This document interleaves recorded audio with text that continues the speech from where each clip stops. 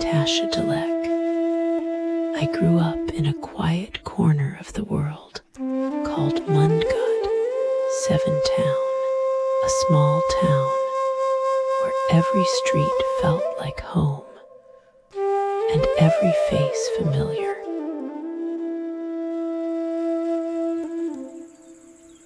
With peaceful roads, monsoon skies, and childhood laughter echoing through the lanes, imagination ran wild in the fields.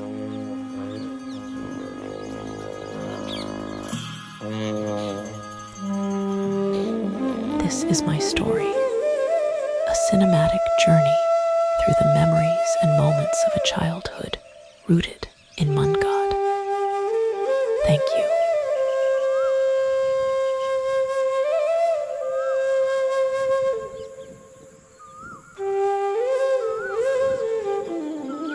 For your quiet strength, your peaceful charm. You've shaped my memories, my values, and my heart. No matter where life takes me, Mundgod will always be home.